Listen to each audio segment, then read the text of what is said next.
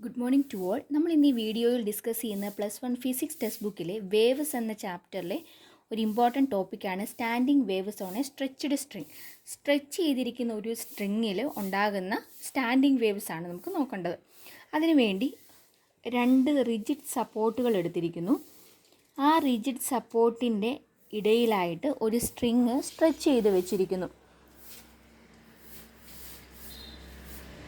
നമ്മൾ ഈ സ്ട്രിങ്ങിൽ ഒന്ന് തട്ടുവാണെങ്കിൽ എന്ത് പറ്റും? വേവ്സ് ഫോം ചെയ്യാൻ തുടങ്ങും അല്ലേ? അപ്പോൾ അതിൻ്റെ പ്രത്യേകത എന്താണെന്ന് വെച്ച് കഴിഞ്ഞാൽ, ഒരു വേവ് ഇപ്പോൾ ഇങ്ങനെ അങ്ങോട്ട് പോവുകയാണെങ്കിൽ അവിടെ ചെന്ന് ഇടിച്ചിട്ട് റിഫ്ലക്റ്റ് ചെയ്ത് വരുന്ന ഒരു വേവ് ഉണ്ട്. അതായത് അതിൻ്റെ പ്രത്യേകത എന്തായിരിക്കും? രണ്ടിൻ്റെ ആംപ്ലിറ്റ്യൂഡ് സെയിം ആയിരിക്കും, ഫ്രീക്വൻസി സെയിം ആയിരിക്കും, പക്ഷേ ഓപ്പോസിറ്റ് ഡയറക്ഷൻ ആയിരിക്കും. ഒന്ന് അങ്ങോട്ടും ഒന്ന് ഇങ്ങോട്ടും ആയിരിക്കും. അങ്ങനെ വന്നു കഴിയുമ്പോൾ എന്ത് പറ്റും? അത്തരം 2 വേവ്സ് സൂപ്പർ ഇമ്പോസ് ചെയ്യുമ്പോഴാണ് എങ്ങനെയുള്ള വേവ് ഫോം ചെയ്യുന്ന സ്റ്റാൻഡിങ് വേവ് അല്ലെങ്കിൽ സ്റ്റേഷനറി വേവ്സ് ഉണ്ടാകുന്നത്. അപ്പോൾ നമുക്ക് നോക്കാം. ഇതിപ്പോൾ അങ്ങോട്ട് പോയ വേവാണെന്ന് കരുതുക. റിഫ്ലക്റ്റ് ചെയ്ത് വരുന്ന വേവുമായിട്ട് സൂപ്പർ ഇമ്പോസ് ചെയ്ത് കഴിയുമ്പോൾ ഈ ഒരു ഷേപ്പിലായിരിക്കും കിട്ടുന്നത്. ഇതിൻ്റെ ആംപ്ലിറ്റ്യൂഡ് സെയിം ആയിട്ട് തന്നെ നിൽക്കണം.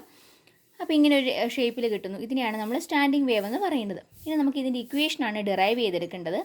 അതിനുവേണ്ടി നമ്മൾ ആദ്യം നോക്കുന്നു. ആദ്യത്തെ വേവ് കാരണമുള്ള ഡിസ്പ്ലേസ്മെൻറ്റിനെ y1 = a sin 2π/λ vt - x എന്ന് കൊടുത്തു. അതിനെ ഇക്വേഷൻ നമ്പർ 1 എന്ന് കൊടുക്കുന്നു. സെക്കൻഡ് കേസ് വരുമ്പോൾ എന്ത് വരും? റിഫ്ലക്റ്റ് ചെയ്ത് തിരിച്ചു വരുന്ന വേവാണ്. So -a sin 2π/λ vt + x എന്ന് കിട്ടി. പ്രിൻസിപ്പിൾ ഓഫ് സൂപ്പർ പൊസിഷൻ എന്താണ് പറയുന്നത്? Total resultant y = y1 + y2 which is equal to a sin 2π/λ vt - x plus അല്ല മൈനസ് എ സൈൻ, അതെന്തുകൊണ്ടാണ് വെക്റ്റർ സം ആണ് എടുക്കുന്നത് കേട്ടോ. എ സൈൻ 2π/λ vt + x എന്ന് കിട്ടി. ഇനി നമുക്ക് എന്ത് ചെയ്യാം? ഇതിനെ എങ്ങനെ മാറ്റാം? Sine A minus sine B. Sine A minus sine ബിയുടെ ഇക്വേഷൻ എന്ത് വരും? 2 സൈൻ a - b/2 into cos a + b/2. ഇതാണ് ഇക്വേഷൻ. അപ്പോൾ ഈ ഇക്വേഷൻ അനുസരിച്ച് നമുക്ക് നമ്മുടെ മുകളിൽ കിടക്കുന്ന റിസൾട്ടൻ്റ് ഡിസ്പ്ലേസ്മെൻറ്റിനെ മാറ്റി എഴുതാം. y = എന്ത് വരും? 2a sin 2π/λ. എയുടെ സ്ഥാനത്ത് vt - x ആണ്. vt - x minus B. ബിയുടെ സ്ഥാനത്ത് എന്താണ്? vt + x ആണ്. അപ്പോൾ ഒരു മൈനസ് ഉള്ളത് കൊണ്ട് -vt - x/2 എന്ന് കിട്ടി. ഇൻറ്റു കോസ് a + b/2 ആണ്. അപ്പോൾ എന്ത് വരും? vt - x + vt + x/2 എന്ന് കിട്ടി. ഇനി എന്ത് ചെയ്യാം? vtയും ഇതൂടെ ക്യാൻസലായിപ്പോയി. അതുപോലെ തന്നെ -xും +x കൂടെ ക്യാൻസലായിപ്പോയി. മിച്ചം എന്ത് വന്നു? 2a sin 2π/λ - 2x/2 cos 2vt/2 എന്ന് കിട്ടി. അതിവിടെ ഒരു 2π/λ കൂടി ഉണ്ടായിരുന്നു, അത് എഴുതാൻ വിട്ടുപോയതാണ്. 2π/λ. ഇനി എന്ത് ചെയ്യാം? ഈ 2ഉം 2 കൂടെ ക്യാൻസലായിപ്പോയി, ഈ 2ഉം 2 കൂടെ പോയി. ഇവിടെ എന്ത് വരും? ഇവിടെ ഒരു മൈനസ് ഉണ്ട്. സൈൻ -θ എന്ന് പറഞ്ഞാൽ എന്താണ്? സൈൻ -θ എന്ന് പറഞ്ഞാൽ -sin θ ആണ്. അങ്ങനെയാണെങ്കിൽ നമ്മുടെ ഇക്വേഷൻ എങ്ങനെ മാറും? ഈ മൈനസ് ഇപ്പുറത്തേക്ക് വന്നിട്ട് -2a sin 2π/λ ഇൻറ്റു ഒരു എക്സ് വന്നു, കോസ് 2πvt/λ എന്ന് കിട്ടി. ഇങ്ങനൊരു ഇക്വേഷനാണ് നമുക്ക് റിസൾട്ടൻറ്റ് ഡിസ്പ്ലേസ്മെൻറ്റിനകത്ത് കിട്ടിയിരിക്കുന്നത്. ഇനി നമ്മുടെ കണ്ടീഷനിലേക്ക് നമുക്ക് നോക്കാം. അതായത് ഇതായിരുന്നു നമ്മുടെ സ്ട്രിങ് അല്ലേ? ഈ സ്ട്രിങ്ങിൻ്റെ മൊത്തമുള്ള ലെങ്ത് L ആണെന്ന് കരുതുക. L നീളമാണ് സ്ട്രിങ്ങിനുള്ളത്.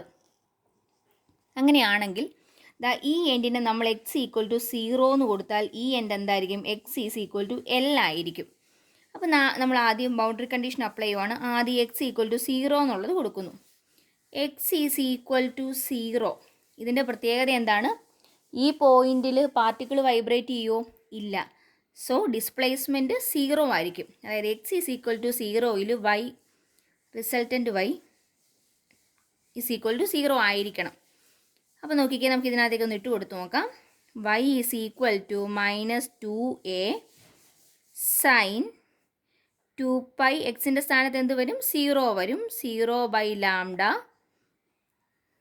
കോസ് 2πvt/λ എന്ന് കിട്ടി. നോക്കിക്കേ, സൈൻ 0 ഈസ് ഈക്വൽ ടു 0 മൊത്തം പോയി.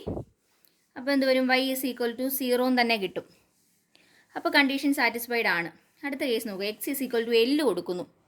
എക്സിൻ്റെ സ്ഥാനത്ത് L എന്നുള്ളത് കൊടുക്കുന്നു. അപ്പോൾ എന്ത് വരും? എക്സ് ഈക്വൽ ടു L എന്ന് പറയുന്നത് എന്ത് തന്നെയാണ്? റിജിഡ് സപ്പോർട്ട് തന്നെയാണ്.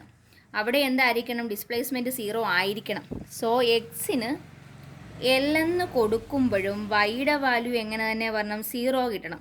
കിട്ടുമോ നോക്കാം. y is equal to -2a sine 2π, എക്സിൻ്റെ സ്ഥാനത്ത് L കൊടുത്തു, ബൈ ലാംഡ കോസ് 2πvt/λ എന്ന് വന്നു. ഇത് ഈസ് ഈക്വൽ ടു എന്താ വരേണ്ടത്? 0 ആണ് വരേണ്ടത്. റിജിഡ് സപ്പോർട്ട് ആയതുകൊണ്ട് 0 എന്ന് കിട്ടണം. പക്ഷേ ഇവിടെ നോക്കിക്കുക, ഇത് 0 വരുമോ? 0 വരണം എന്നുണ്ടെങ്കിൽ ഈ സൈനിൻ്റെ വാല്യൂ 0 എന്നായി കിട്ടണം അല്ലേ? അപ്പോൾ നമുക്ക് എന്ത് എഴുതാം? Sign 2πl/λ is equal to 0 എന്ന് വരണം. അതെപ്പോൾ വരും? Sign nπ is equal to 0 ആണ്.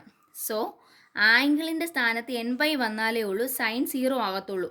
എന്ന് പറഞ്ഞതിനർത്ഥം എന്താ? 2πl/λ is equal to nπ എന്ന് കിട്ടണം.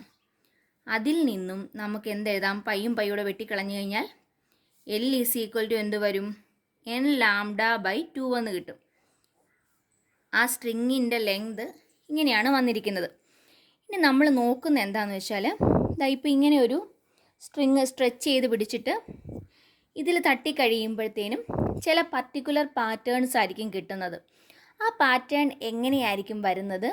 അതിൻ്റെ ഇക്വേഷൻ എന്തായിരിക്കും? അതിനെ ഏത് പേരിൽ വിളിക്കാൻ പറ്റും എന്നൊക്കെയാണ് നമുക്കിനി നോക്കേണ്ടത്. അതിനുവേണ്ടി നമുക്ക് നമ്മുടെ ഇക്വേഷനിലേക്ക് വരാം. ഇവിടെ നോക്കുക. ഇവിടെ എന്നിൻ്റെ വാല്യൂ എന്ത് വരും? 1 2 3 ഏത് വേണേലും വരാം. നമ്മൾ ആദ്യം എന്നിന് 1 എന്ന് കൊടുക്കുകയെന്ന് വിചാരിക്കുക. n is equal to 1. ഇതിനെ പറയുന്ന പേരാണ് ഫസ്റ്റ് മോഡ് ഓഫ് വൈബ്രേഷൻ.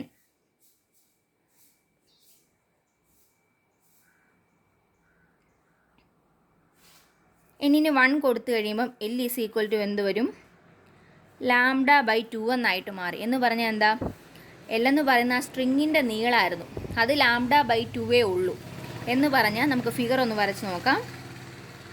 ഇതാണ് നമ്മുടെ റിജിഡ് സപ്പോർട്ട്. ഇതിനിടയ്ക്കാണ് ആ സ്ട്രിങ് ഇരിക്കുന്നത്. അതെത്രയേ ഉള്ളൂ? λ/2 ഉള്ളൂ. ലാംഡ എന്ന് പറയുന്ന ഒരു വേവാണ്. അപ്പോൾ അതിൻ്റെ നേരെ പകുതി മാത്രമേ ഉള്ളൂ. അപ്പോൾ ഇത് ഇൻസിഡൻറ്റ് വേവ്. അതുപോലെ തന്നെ ഒരു റിഫ്ലക്റ്റഡ് വേവ് കൂടെ വരികയില്ലേ? ഒരു റിഫ്ലക്റ്റഡ് വേവ് കൂടെ വന്നു. ഇതെന്താണ്? ഈ സൈഡ് ഇത് നോഡാണ്, ഇവിടെ ആൻറ്റി നോഡും. ഇതിൻ്റെ ലെങ്താണ് λ/2 എന്ന് നമുക്ക് കിട്ടിയിരിക്കുന്നത്. ഇതാണ് ഫസ്റ്റ് മോഡ് ഓഫ് വൈബ്രേഷൻ എന്ന് പറയുന്നത്. ഇനി ഇതിനകത്ത് നമുക്ക് വെലോസിറ്റിയുടെ ഇക്വേഷൻ, ഫ്രീക്വൻസിയുടെ ഇക്വേഷൻ ഒന്നിരുന്നു. Frequency is equal to v/λ ആണ്. അപ്പം v ഡിവൈഡഡ് ബൈ ഇതിൽ നിന്ന് λ ഈസ് ഈക്വൽ ടു എന്ത് കിട്ടും? 2l എന്ന് കിട്ടും. അപ്പോൾ എന്ത് വന്നു? Frequency is equal to v/2l എന്ന് വന്നു. എന്ന് പറഞ്ഞാൽ ഫസ്റ്റ് മോഡ് ഓഫ് വൈബ്രേഷനിലെ ഫ്രീക്വൻസിയുടെ ഇക്വേഷനാണ് ഈ കിട്ടിയിരിക്കുന്നത്. അതിനെ ν1 എന്ന് വിളിച്ചു. ഈസ് ഈക്വൽ ടു v/2l എന്ന് കിട്ടി. ഇതിന് പറയുന്ന പേരാണ് ഫണ്ടമെൻ്റൽ ഫ്രീക്വൻസി. ഫണ്ടമെൻ്റൽ ഫ്രീക്വൻസി അല്ലെങ്കിൽ ഫസ്റ്റ് ഹാർമോണിക്. ഫസ്റ്റ് ഹാർമോണിക് എന്ന് കിട്ടി. ഇനി നമുക്ക് അടുത്ത കേസിലോട്ട് പോകാം. n ഈസ് ഈക്വൽ ടു 2 കൊടുക്കുകയെന്ന് വിചാരിക്കാം. എന്നിൻ്റെ വാല്യൂ 2 കൊടുത്തു. അതിനെ സെക്കൻഡ് മോഡ് ഓഫ് വൈബ്രേഷൻ എന്ന് വിളിക്കും.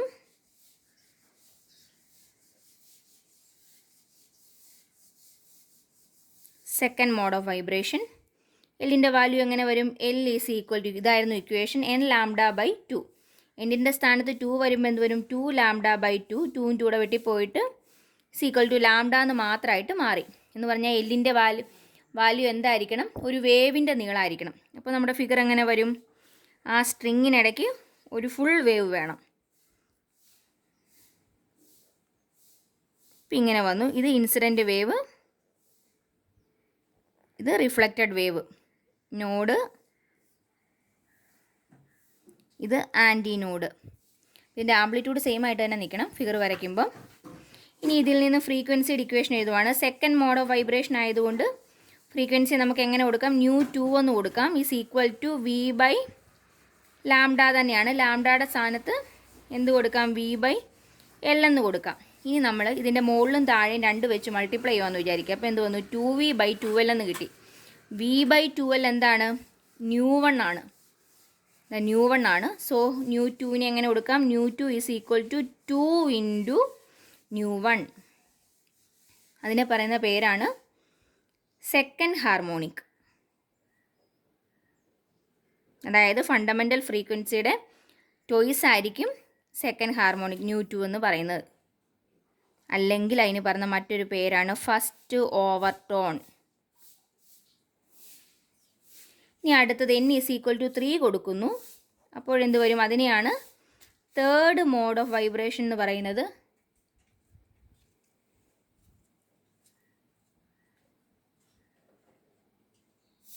Third mode of vibration.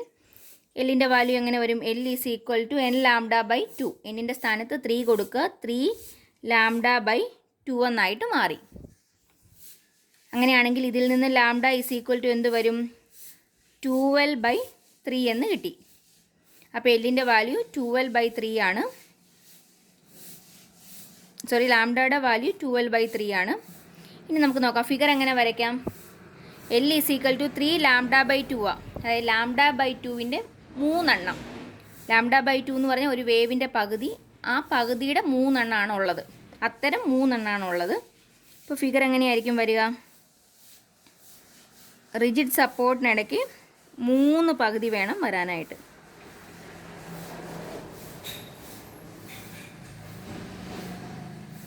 വരയ്ക്കുമ്പോൾ ആംപ്ലിറ്റ്യൂഡ് സെയിം ആക്കി വേണം വരച്ച് നിർത്താൻ.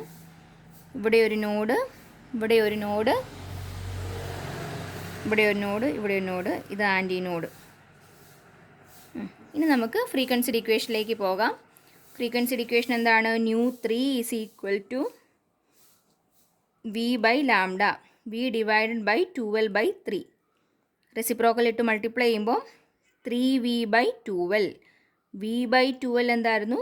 𝜇1 ആയിരുന്നു. അപ്പോൾ നമുക്ക് എന്തെഴുതാൻ പറ്റും ഇതിൽ നിന്നും? 𝜇3 ഈസ് ഈക്വൽ ടു 3𝜇1 എന്ന് കിട്ടി. ഫണ്ടമെൻ്റൽ ഫ്രീക്വൻസിയുടെ 3 മടങ്ങ്.